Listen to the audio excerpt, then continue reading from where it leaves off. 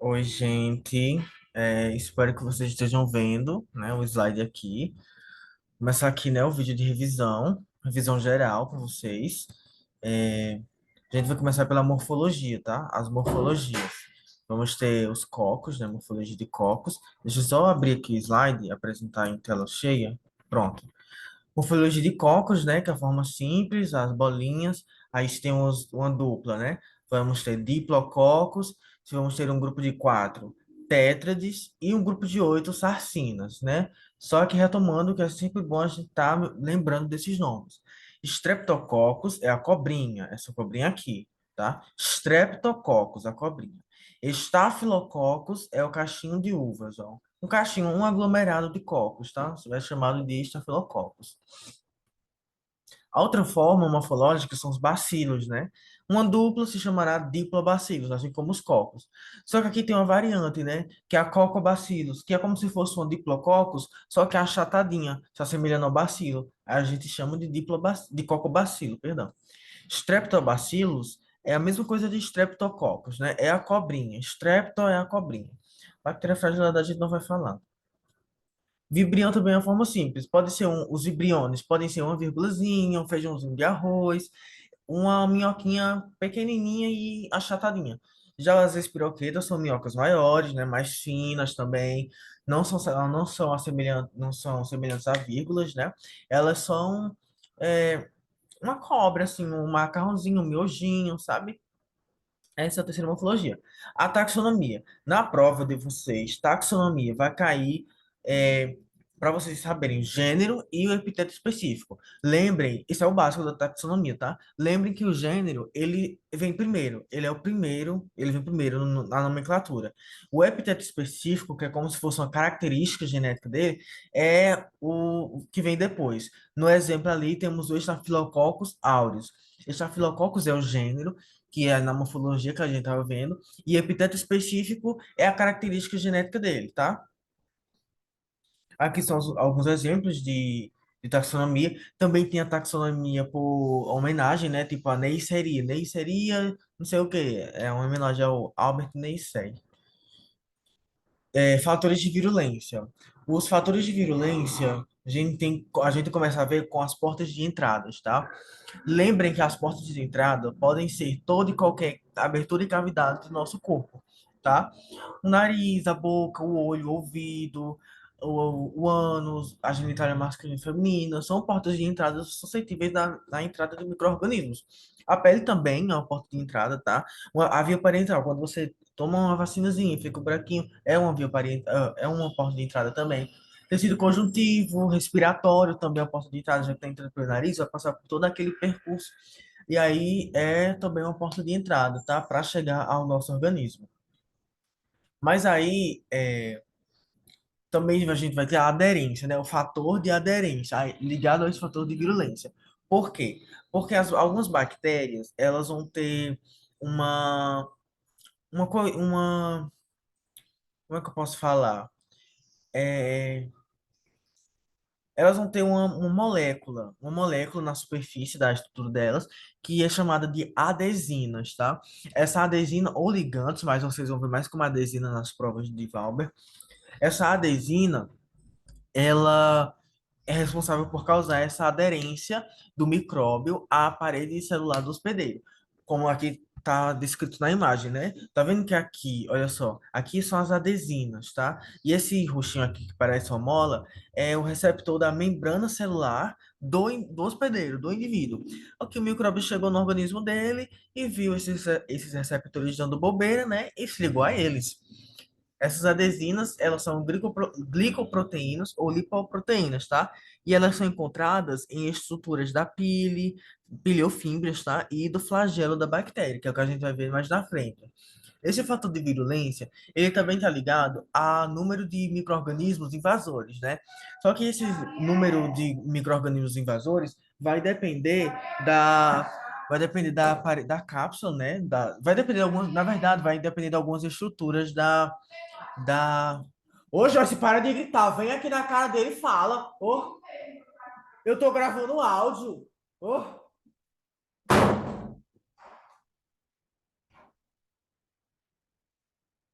Esse, perdão, gente, probleminha aqui. É, esse fator de virulência ele também vai estar ligado ao número de invasores, tá? E esse número de invasores vai depender de certas estruturas que esses organismos terão, como a cápsula, a parede celular e as enzimas bacterianas, tá? Como vocês lembram, né? É, as bactérias elas são seres unicelulares, né? Elas são a própria célula. Elas também são seres procariontes. Elas não possuem núcleos. São patogênicas. 30% delas são patogênicas e não patogênicas, tá? Elas também são autotróficas e heterotróficas. Elas também possuem reprodução assexuada. Essa reprodução das bactérias é importante. Lembrem que as bactérias se reproduzem por reprodução assexuada. É uma célula mãe que gera duas células filhas. Aí essas células filhas se tornam as células mães e aí vão gerando mais, entendeu? É um processo, assim, uma cadeia. Aí essa reprodução assexuada, ela também pode ser chamada por fissão binária, divisão binária e bipartição. Qualquer um desses termos está ligado a esse significado de reprodução assexuada, tá? Então, todas elas significam a mesma coisa. Elas também podem viver isoladas, tá? Ou em colônias. Isoladas a gente não enxerga olho nu. Já em colônias a gente enxerga porque os meios de cultura a gente vê muito nisso, tá?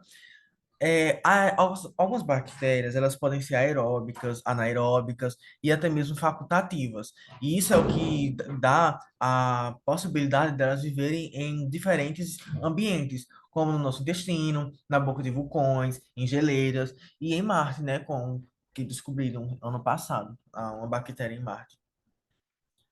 Aqui, se liguem nisso aqui. Nem toda bactéria possui flagelo, cápsula e pílio, que é o que está destacado em vermelho. Ah, mas e parede celular? Está destacado em vermelho. Isso significa que nem toda bactéria tem? Pelo contrário, está destacado em vermelho, pois é importante vocês lembrarem desta estrutura. A parede celular é lá onde se encontra a proteína M. Essa proteína M é responsável por proteger, por dar resistência ao calor e à acidez aquelas bactérias que não possuem cápsula. É justamente por isso que as bactérias que não possuem cápsula também conseguem chegar intactas ao nosso organismo, ao nosso intestino, onde elas vão se proliferar. Porque essa proteína M, quando a bactéria está passando pelo nosso intestino, por exemplo, pelo nosso estômago, ela resiste à acidez, ela também vai resistir ao calor, tá? E aí vai garantir com que ela passe por isso tranquilamente, sem ser afetada. É como se nada tivesse acontecendo, como se ela tivesse tomando um leve banhozinho de piscina no nosso estômago, por exemplo. Nessa proteína M, a gente também vai encontrar os ácidos micólicos, tá? Ácidos micólicos, lembrem desses dois pontos para a parede celular das bactérias. Esses ácidos micólicos, eles, é o seguinte, quando a bactéria está chegando, lógico que o organismo vai, né, tentar combater, vai começar a fagocitar elas, vai querer fagocitar. E aí, esses ácidos micólicos, eles combatem essa fagocitose, mas não combatem de frente, como se fosse um guerreirinho lutando. Não. Ela vai se deixar levar, né? Vai, me prenda. Quando for presa, vai começar a se multiplicar lá dentro, vai se multiplicar, multiplicar tanto que vai romper o fagócito. Por isso que mesmo que uma bactéria sem parede celular, ela for fagocitada, ela não vai ser digerida. Isso não significa que ela foi digerida. Pelo contrário, ela vai se proliferar ali dentro e vai romper aquele fagócito, né, aquela célula fagocitária, e vai extravasar pelo nosso organismo. Aqui, só para reforçar, pile ou fímbria, né? Tanto faz, esses dois nomes significam esses pelinhos aqui na cabeça da bactéria, né? Por se dizer assim. Flagela cauda, que garante movimento, mas nem toda bactéria possui. E cápsula, que dá resistência e proteção, mas nem toda bactéria possui. Essas três estruturas não necessariamente são necessárias para uma bactéria chegar ao nosso organismo, entendeu? É, aqui as estruturas, né? Meios de cultura. Esses meios de cultura, ele pode ser artificial, né? Ou e isolado, na verdade. Artificial e isolados. É justamente o que a gente vê em laboratório. Por isso tem essa imagem de uma placa de PET com cultura. Porque esse é um meio artificial e a bactéria está isolada. O micro-organismo está isolado aí. Entendeu? Aí o termo inóculo, né, que eu trouxe, estou sempre trazendo para vocês sempre ficarem ligados. Que inóculo quer dizer quando o organismo, o micro-organismo, ele é introduzido no meio de cultura. Por exemplo, eu tenho essa placa de PET, ela tá limpinha, sem nada, apenas com água, que é o que a gente vai ver mais para frente. E aí eu colho uma amostra de bactéria de algum lugar, né? E passo aí. Pronto. Essa ação de só colocar ela na placa de Petri é uma ação de inoculação, tá? Eu estou inoculando o micro-organismo na placa de Petri. Já a cultura é quando esse micro-organismo cresce ali. Passa alguns dias, né? E ele cresce. Aí, quando eles crescem, eles formam colônias, tá? Nessas colônias, a gente consegue ver visivelmente características que nos trazem, que nos fazem, na verdade, nos fazem identificar, perdão, nos fazem identificar que bactéria que está sendo cultivada ali. Justamente por essa elevação, a forma, o tamanho, as bordas e pigmentação dessas colônias de bactérias na placa de Petri, tá? Olha só, na prova de vocês também vai ter uma questão com uma imagem da autoclave, né, sobre a autoclave, e vai ser essa daqui, ó, essa aqui parece uma máquina de lavar com fogão. Essa é a resposta da prova, praticamente. Porque vai ter lá várias imagens de autoclaves, né? Na verdade, vai ter várias imagens que se assemelham à autoclave. E aí você deve marcar qual é a autoclave. E se eu não me engano, salvo engano, precisa falar também o processo que essa autoclave faz na esterilização. A autoclave ela serve para esterilizar o meio, tá? Um objeto, enfim. E aí, como que é feita? É feita através de alta temperatura e vapor, tá? A esterilização é feita por altas temperaturas e vapor nessa autoclave. Pronto, resposta da prova dada. Autoclave e aí como ela faz a esterilização? Alta temperatura e vapor. Pronto, fechou. Pegou, respondeu direitinho, pegou seu ponto. Aí entramos na parte da cultura mista e cultura pura. São simples de diferenciar um tipo de outra, porque cultura mista você consegue ver visivelmente ali que há vários tipos de micro-organismos se desenvolvendo, que estão começando a se formar, tá? Por exemplo, nessa imagem, você vê vários pontinhos coloridos, tem azul, rosa, tem até uns laranjas, só que são em formas anelares, não são uma bolinha, um círculozinho, são uns anéisinhos. Ou seja, aí tem mais de um único tipo de micro-organismo. Há vários micro-organismos aí. Já nessa cultura pura, você só encontra um único tipo. Tanto é que você só vê uma forma, uma cor, não vê, não vê esses micro-organismos em arranjos diferentes, entendeu? É o mesmo micro-organismo, é o único tipo ali. Ou seja, uma cultura pura. Cultura mista, mais de um, e cultura pura, um único tipo. É simples. Aí, nessa ideia de cultura, a gente vai ter os meios ideais, né? Tanto quanto a resistência, quanto a função. Por exemplo, eu tenho um meio líquido, semissólido e sólido. Alguns deles são enriquecidos, outros são favoráveis, outros são seletivos, entendeu? São nessa classificaçãozinha quanto à função deles. Mas a consistência deles é o seguinte: o meio de cultura líquido são os caldos, que vocês me falaram, né? Que na aula, numa das aulas práticas que ele deu para vocês, foi utilizando esses tubinhos, né? Tubinhos de ensaios, com caldos para poder cultivar a bactéria. Esse é um meio simples, né? Um líquido. Aí temos o semissólido. O semissólido é com agar em gel, que é como se fosse uma pomadinha, um gelzinho, como vocês estão vendo aí na imagem, tá? É, e temos também o sólido. O sólido é o agar misturado com nutriente específico. Mas vocês também podem ver como agar-agar, tá? Vocês também podem encontrar nessa nomenclatura. Sólido, agar-agar, a consistência, tá? Aí temos os meios quanto à função, né? Enriquecidos caldos, eles são altamente enriquecidos, porque eles têm bastante nutrientes ali. Porém, eles não têm o suporte à vida dessas bactérias, tá? Eles não suportam por muito tempo essas bactérias ali. Dão nutrientes para se desenvolver, favorecem, né? É aí que entra os seletivos, porque esses caldos favorecem o crescimento de uns e desfavorecem o crescimento de outros, tá? Tanto o caldo quanto o agar simples, tá? O agar normalzinho, o agar em gel.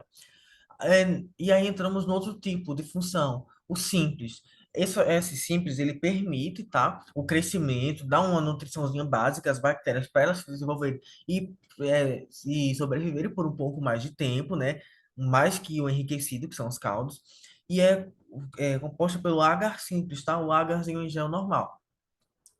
Já a manutenção é o ideal, porque ele vai ter o estímulo desse crescimento, ele vai dar o suporte à vida e sobrevivência dessas bactérias, desses micro-organismos nessa placa de cultura, porque é o agar sólido. E vocês viram que o agar sólido é o agar-agar. o agar mais um nutriente específico que vai ser muito favorável para eles. E por isso vai fazer com que essas bactérias fiquem bastante tempo nesse meio de cultura, até acabar seus nutrientes, né? Isso nos permite estudar as bactérias por um pouco mais tempo, por um período mais longo, tá? Grão positivo e negativo. Uma questão de prova aberta para perguntando qual a diferença entre grão positivo e negativa. A diferença é visivelmente, né? É visível e é simples. É simples de você fazer. Ele considera, ó, eu vou abrir a super de boa. Ele considera a resposta mais simples possível, contanto que seja do seu jeitinho e que esteja correto, que esteja batendo com o conteúdo, né? Por exemplo, se na prova você colocar que a diferença da gram positiva e para a gram negativa é que a gram positiva possui uma camada espessa de peptidoglicano e uma única camada de membrana plasmática, ok. Já a gram negativa possui duas membranas plasmáticas e uma única camada de peptidoglicano, pronto, colocou isso. Acertou, ok, pegou seu ponto. Olha, essa até pode ser uma questão extra, porque caso vocês não se lembrem, eu falei para vocês que um spoiler da prova, né? Eu vou deixar abaixo todos os que eu tô dando. Mas a prova terá três questões abertas, sendo uma delas extra, uma questão extra por fora, faz quem quiser. Mas essa questão extra, ela vai valer um ponto fechado e possivelmente seja sobre gram positiva e gram negativa. Salvo engano, é sobre ela. Então vocês fiquem atentos que por um esquecimentozinho, por uma falta de revisãozinha, vocês acabaram esquecendo, não lembraram totalmente de tudo e aí não colocaram. Mas é simples. Viram que é bem simples? É só você falar que a positiva possui uma espessa camada, uma camada grossa de peptidoglicano e uma única camada de membrana plasmática. E a gram negativa possui duas membranas plasmáticas e uma única camada, porém fina, de peptidoglicano, pronto, tá ok. Mas se você quiser acrescentar, você também pode, fica à vontade, é a gosto, tá? Vocês podem falar também que a gram negativa possui polissacarídeos, possui também lipoproteínas, tá? E a gram positiva não. Vocês podem estar colocando mais essas diferenças, mas aí fica à vontade. Particularmente eu, na minha prova, eu coloquei só que a gram positiva possuía a camada grossa de peptidoglicano e uma camada de membrana plasmática. Já na positiva eram duas membranas plasmáticas, na negativa, na verdade, duas membranas plasmáticas e uma fina de peptidoglicano. Pronto, e ele considerou certo, eu peguei meu ponto extra, ó, fui feliz para casa. Aí a gente entra também na coloração de grã. A coloração de grã também é muito simples, tá, gente? Vocês podem acabar errando por um leve toquezinho aqui, mas é bem simples de se aprender, porque é dividido em quatro etapas. E essas quatro etapas são bem simples, são muito, muito simples. Olha só, a primeira etapa, como vocês estão vendo aqui, é a etapa que a gente vai dar coloração a essas gram positivas e negativas. A gente vai adicionar o cristal violeta, o corante cristal violeta, tá? E aí esse cristal violeta vai dar a coloração roxa ou violeta para essas grãs, essas bactérias grãs. Na segunda etapa, eu quero fixar.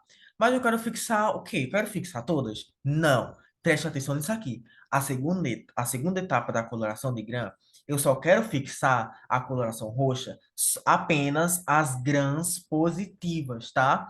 Se tiver alguma alternativa falando que o Lugol é um toquezinho. Na segunda etapa, a gente acrescenta o Lugol para fixar. Aí, se na alternativa da prova falar que o Lugol, na segunda etapa da coloração de grã, é utilizado para fixar a coloração roxa nas grãs negativas. Está errado, pois fixa a coloração roxa apenas, somente, only nas grãs positivas, tá? As grãs negativas elas não conseguem ser fixadas com essa coloração roxa. É aí que entra a terceira etapa, que é a etapa da lavagem. A gente vai usar o álcool, só um pouquinho de álcool só para limpar ali a corzinha. Aí, na quarta etapa, quarta e última etapa, a gente, ó, se na terceira nós limpamos as grãs negativas, na quarta a gente vai colorir elas. E a gente vai colorir com a fucsina, tá? A fucsina vai dar coloração rosa ou vermelha.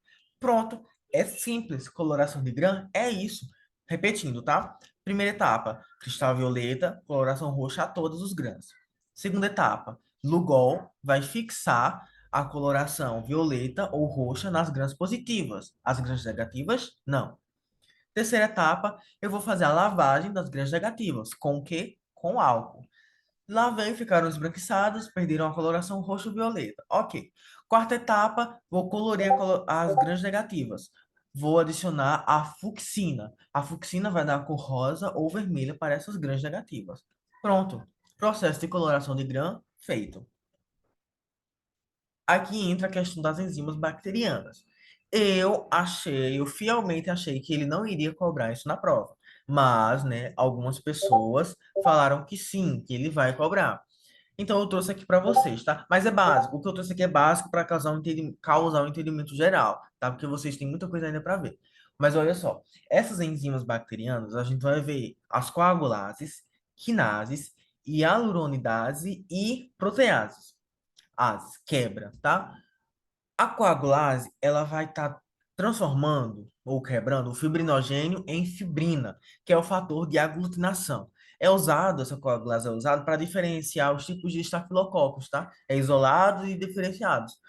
Que eles causam, alguns causam coágulos e tal. Aí, tipo, tem estafilococcus aureus, estafilococcus mutas e afins. A gente consegue diferenciar eles com a coagulase, tá? E aí, é, essa quebra de fibrinogênio e fibrina é no sangue, tá? Um plus aqui que eu não falei nas aulas, eu acho. É no sangue e isso forma um coágulo. Se na coagulase nós tivemos a quebra do fibrinogênio e fibrina, nas quinases a gente vai ter a degradação dessa fibrina, tá? A quinase ela vai degradar a fibrina. Vai degradar por causa das enzimas que catalisam, né? E perdão, fosforilização de proteínas, tá? Causa essa fosforilização de proteínas nessa quebra de fibrina. A hialuronidase também é bem simplesinha, porque ela é a quebra do ácido hialurônico, né? O próprio nome já fala. E ela é usada em procedimentos estéticos, né? Para evitar flacidez e sinais de expressões. A base da Virgínia chora. Aí aqui a gente vai ter também a protease, para finalizar essa parte. A protease é a clivagem proteolítica, é a quebra de ligação dos aminoácidos e das proteínas. Aminoácidos e proteínas, eles são ali, a ligação deles é quebrada por essas proteases, tá? É isso, bem simples. Aí pulando aqui são as questões da cruzadinha, tá? Se vocês quiserem sempre dar uma olhada, é sempre bom. Porque vai que uma questão dessa cai na prova, né? E você não vai estar lembrado. É, a questão de gráfico. Essa questão de gráfico aqui, eu quero que vocês prestem atenção. Eu quero que vocês vejam só isso aqui. Olha só. Deixa eu aumentar aqui a imagem. Porque no slide dele não dá para ver bem, tá? Então eu trouxe aqui, eu não fiz um slide específico para isso, mas eu trouxe aqui no slide, na resolução da questão, e mandei também o que cada fase faz no grupo do WhatsApp. Se vocês ainda não entraram, ou conhecem alguém que não entrou e está perdendo, só está vendo por esse vídeo, mandem para eles, tá? O link do grupo. É, Vamos lá. A fase do crescimento bacteriano ela é definida por esse gráfico. Esse gráfico vai cair na prova e vai perguntar sobre alguma dessas fases. Como são provas diferentes, pode ser que caia na sua prova lag, na prova de outra pessoa o declínio, na prova de outro log e estacionária, né? Então é sempre bom você saber tudo, porque você não sabe qual que vai cair na sua prova. Mas é bem simples. Pensa, olha só, acompanha a minha linha de raciocínio. A fase lag é a primeira fase lag, tá? É a fase do retardo do crescimento dessas bactérias. O que quer dizer isso? Elas estão se preparando para crescer, mas ainda não começaram a crescer, tá? Elas estão apenas se preparando. Aí, depois dessa fase, entra na fase log. A fase log já é o crescimento realizado. Elas estão crescendo, crescendo, um crescimento exponencial aqui, ó, subindo rapidamente assim, como se houvesse nada pela frente. Essa fase log. Lag, atraso no crescimento, retardo no crescimento, se preparando para crescer. Fase log, início do crescimento. Começaram a crescer um crescimento exponencial, tá? Exponencial quer dizer que foi uma subida assim bem alta. Pensa assim. Fase estacionária é quando elas param de crescer. Elas, estou cansada de crescer, eu vou parar. Pararam aqui. E passam um bom tempo, vejam só que passam um bom tempo estável. Só que logo depois elas caem. Começa o declínio, que é a quarta fase, tá? Estacionária é a terceira fase, onde elas ficam paradinhas. E declínio é a quarta fase, onde elas morrem, começam a morrer. Elas morrem, elas estão tão cansadas, que morrem de cansaço. O descanso que elas tiveram aqui não foi suficiente. Elas morreram, tá? Essa é o básico do entendimento para a fase do crescimento bacteriano, tá? Essa parte do slide a gente finalizou. Agora eu vou parar esse vídeo, vou gravar outro vídeo, só que dessa vez com o outro slide, que é o slide sobre história da microbiologia, os pais da microbiologia, né? E também biossegurança, tá?